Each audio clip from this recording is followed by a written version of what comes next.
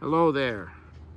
Once again, this is Paul Glumaz with General Welfare Presents, 46-year veteran activist with the movement of Lyndon LaRouche. Today is June 14th, and this is being brought to you from Seattle. And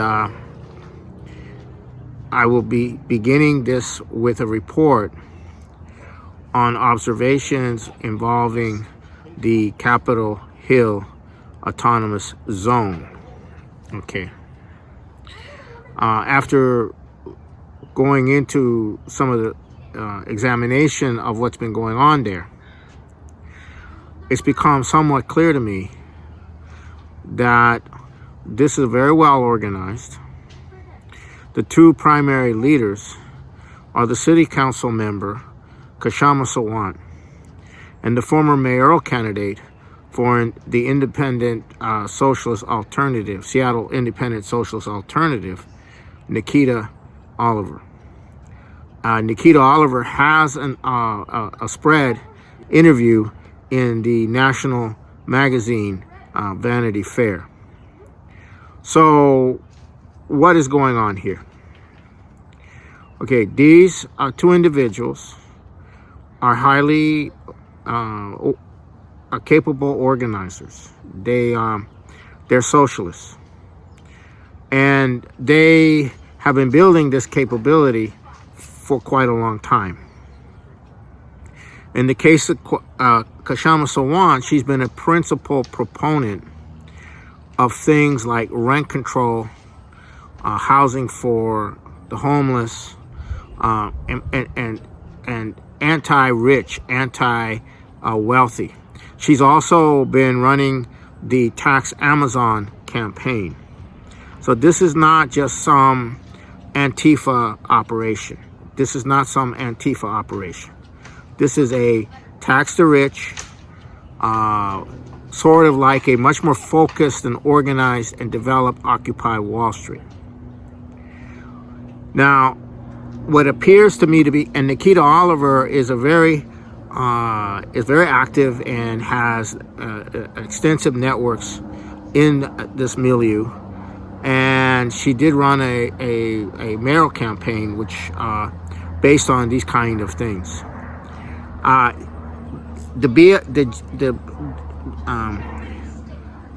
The ecology issues, the Black Lives Matter, the race issue, the LGBT issue are not primary. They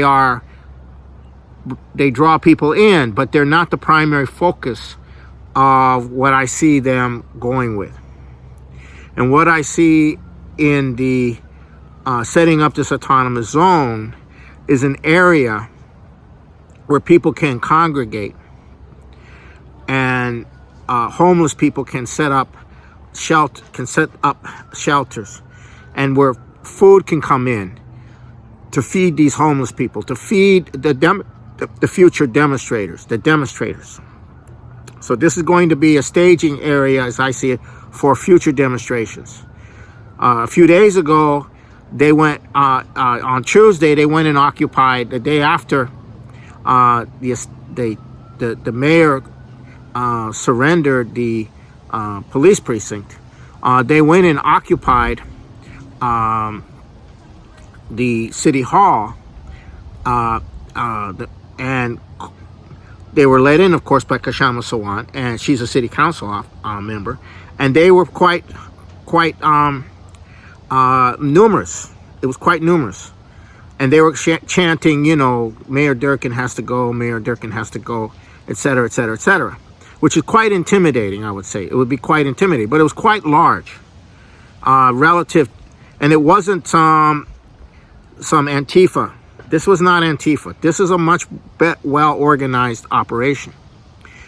So now Antifa might have been involved, but they're not running it. They're not running this. This is not being run by that. So then later on, at the end of last week, they took a march into to the Madison to Lake Union, to the beach there, where all the rich, or a lot of the rich people live. And this was a demonstration against the rich, against wealthy whites, who they blame for the city's ills. So you have them blaming the city's ills on these wealthy, rich Seattleites who are white. And that's true. Rich Seattleites are mostly white. If the billionaires and the millionaires are mostly white. The African American population of Seattle is not very large. It's probably the least of all major cities in the country. And the African American population is not primarily in Seattle. It used to be in the central district of Seattle, but it has moved out to the outlying areas. Okay, so you don't really have so-called ghettos in Seattle, African American ghettos. The larger influx of Asians and Indians and Asians is also an important point about this. These people are not part of this. Although Kshama Sawant is from India, I think she's from India. She's nonetheless. It's not. That's not the layer that is part of this.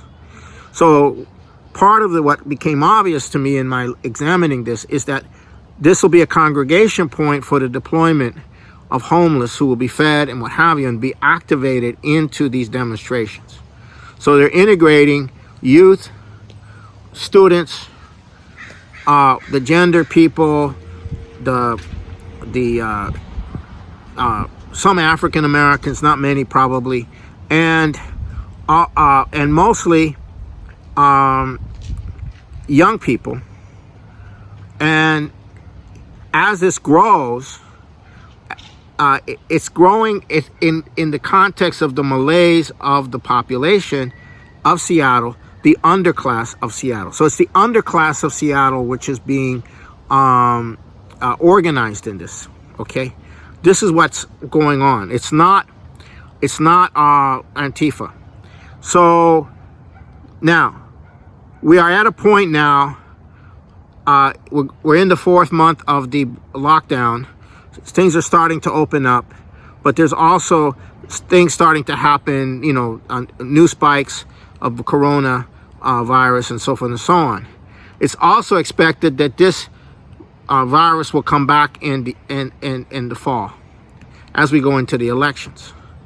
Now, the situation is that if you have this underclass being mobilized and their rage being mobilized into this sort of thing, then it's going to explode in that period. Potentially it could explode in that period and intersect the Trump re-election campaign, which is going to be centered around jobs. It's going to be centered around the space program. It's going to be centered around the future development. And this would be the thing to undermine that. And so that's kind of the situation that you're looking at. And if this is replicated in other cities where these kind of autonomous zones, which are the staging areas for these kind of things, then where the city is surrendering an area that is not going to be policed, okay, and where things can this is what's happening. And Mayor Durkin has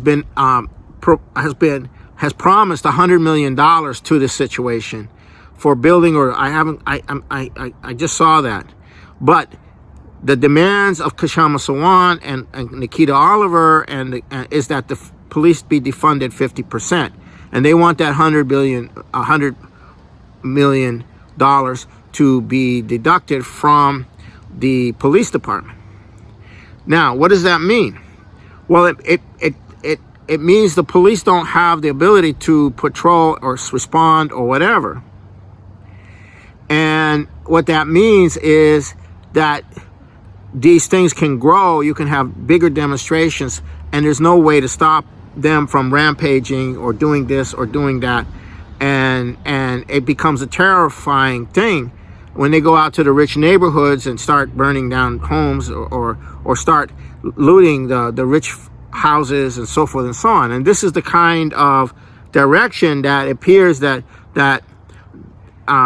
this is going, and the people running it are not on the ground, are not flakes. They are hardcore organizers. They're hardcore socialists. They consider themselves hardcore socialist revolutionaries in which capitalism is the enemy. And until capitalism is abolished and the people take over, and they see this as the revolution, they really do. And so while it's not the revolution, and they are not a minority, they are an extreme minority, they can be a spark for a kind of more focused and more directed Occupy Wall Street, more focused and directed in terms of demonstrations, in terms of burning things down, in terms of whatever. This is very serious. It's not a joke. And when Durkin said in response to why she doesn't, get it out of it, why doesn't she clean the place up, is because, and she says, well, maybe it's a summer of love, maybe it's a festival, maybe it's this and maybe it's that. Well, she's scared, as far as I can see. This is frightening, and she's scared, and they're hoping, maybe she's hoping, maybe the administration is hoping that they can placate them and let them kind of fizzle out, because when you have a constant action, how long can you keep it going? Can you keep it going a week? Can you keep it going a month? Can you keep it going? How do you keep it going? And so maybe they think that let it fizzle out and wait. That's assuming they're not part of the operation. That's assuming that the governor and the mayor are not part of the operation. And I have a sense that they may or may not be, but I'm certain that the president of the United States does not fully appreciate or understand what is going on there and what the threat is. If he were to come in with force, there is enough tinder there, and there's enough people involved in that. It's not a few anarchists. This is a movement, a micro movement, you might say within Seattle, that's been developed over a decade. It is not. The tinder is very different, and all you need is to have the president come in there with a with a military type of operation, and it'll blow things up. And meanwhile, the Fox News is saying, "Yeah, let's go for it. Let's go for it. Let's get that. Let's ignite the tinder. Go in there, and so forth, And so that's the kind of, you might say, a confrontation or a setup, you might say, for Trump. So he's got to be very careful. And so Trump has to be very careful in this situation. Now, other cities around the country are having this sort of thing attempted. Portland is one. Asheville in North Carolina is another one. There are some other cities. But I don't think they succeeded. Maybe they did in North Carolina. I mean in Tennessee, Nashville, Tennessee. Excuse me, Nashville, Tennessee, Asheville. I don't know if they succeeded to have one of these zones in Nashville, Tennessee. But if they didn't, it's because they weren't as well organized and did not have the depth of support that Kshama, Sawant, Nikkita Oliver, and their networks have in Seattle. It's a much bigger support. I mean, after all, Kshama Sawant was elected, or maybe wasn't elected in the last election. Maybe there was monkey business, but she is the city council person of Seattle. So that means it's not just some Antifa or radical or what that type of thing. It's a much more serious operation. So what we're looking at is a real crisis this year. The next 4.5 months is going into the election. We have a real crisis developing.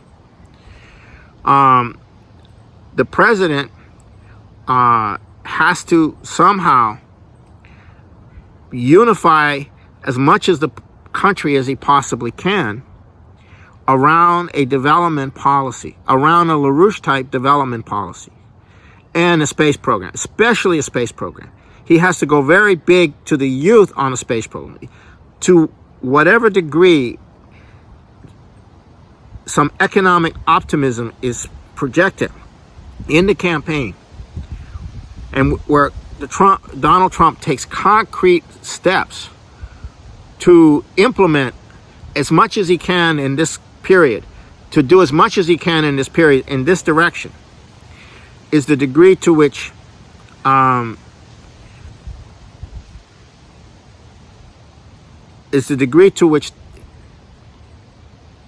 we could survive the election. Now, you had these military generals, with all their stars, people like John Mattis, coming out, attacking the president. Kelly, Allen, General Allen, and people like that coming out attacking the president. And you have to ask yourself, what's going on here? And then the media is portraying it as the president doesn't have the support of the military. The president doesn't have support of the generals. And then you have Biden saying in a campaign presentation that his greatest fear is that Trump will pull off a massive vote fraud, and that the military won't take him out after he lost an election, that he won't leave the office. Well, why would he not leave the office if he lost the election? It would mean that the election was contested and he didn't leave office because he probably was elected. That's what it means. So Biden is telegraphing a color revolution coming in a contested election. That's what the program looks like at this point. Now, what is Biden? Biden is the one who is at the center of this color revolution in Ukraine. He was the viceroy running in charge of the Ukraine, and he was the one who came in and made the arrangements with Victoria Nuland. So he does know about color revolutions. Whether or not he's all there mentally, he does know about color revolution. He was intimately involved in the color revolution, and this is what is being prepared for Donald Trump. So these demonstrations could be also the backdrop for that kind of contested elections, violence around the contested election, and then a raw power play over whether Trump will stay as president or not. And that's what's being projected in the comments from Joseph Biden. Now, the situation is that in the military is that Trump has tremendous support in the military. Not necessarily from a lot of the top brass, who are really more like, they're not really generals. They're part of the military-industrial complex. They are the executives of the military-industrial complex. The general who was probably most respected within the military was General Michael Flynn, who acted as a true general should act in defense of the nation. He blew the whistle on the fact that the U.S. was creating the terrorists. ISIS was helping create the terrorists. ISIS. He blew the whole thing. And then when he was no longer, he was forced out by Obama. He's fired by Obama. Then he actually developed an economic plan for the Middle East based on nuclear power to end the whole situation of war in the Middle East. That's the way a true military leader operates. And he is probably got the most respect within the military, because these officers are not necessarily respected by the rank and file, because of what they've been through, in terms of how many times they've been, to Iraq or Afghanistan and so forth. So it's not the case that Trump doesn't have the support of the military. He probably has more support for the military than Obama ever did. But that's not how it's being portrayed. So the cannon fodder for creating the underlying chaos or demonstrations or through these occupation zones is now in progress, to disrupt the electoral process and to disrupt the campaign message and of Donald Trump to have economic development, and that's what you're seeing as far as I can see.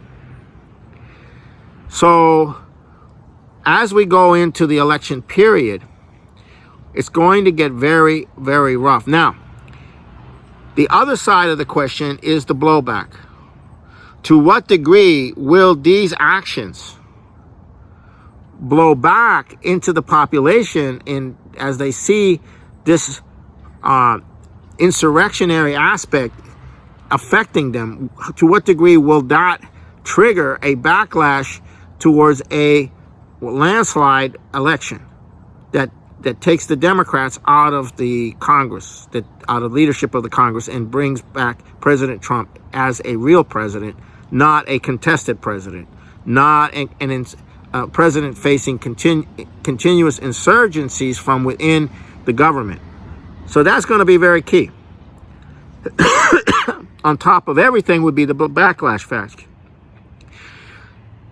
And that's where the president has to be very careful to not get set up in a violent situation,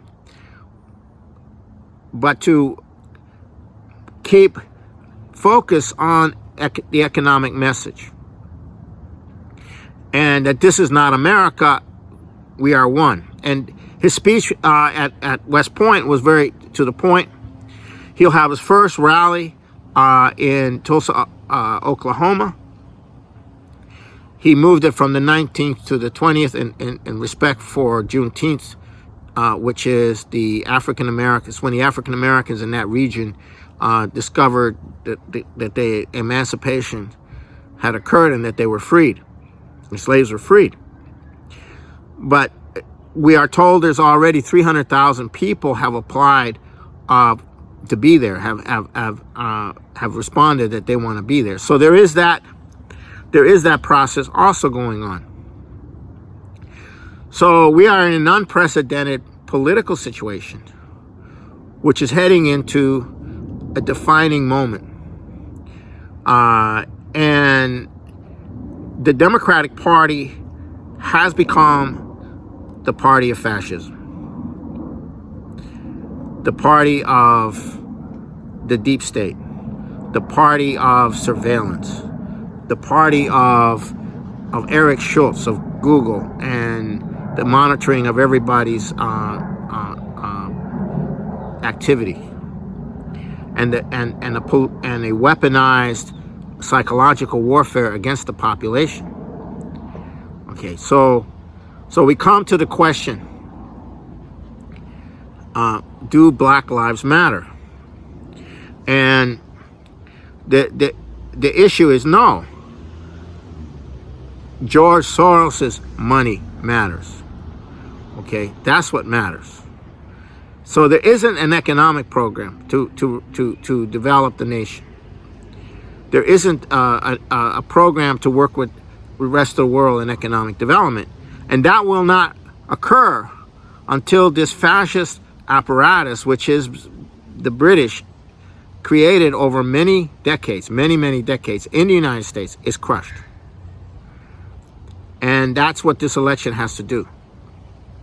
And as the House of Lords report said at the beginning of Trump's administration, the special relationship between the United States and Britain, which is the core of the globally extended empire, financial empire, political empire, the rules-based order, the core of it is that special relationship.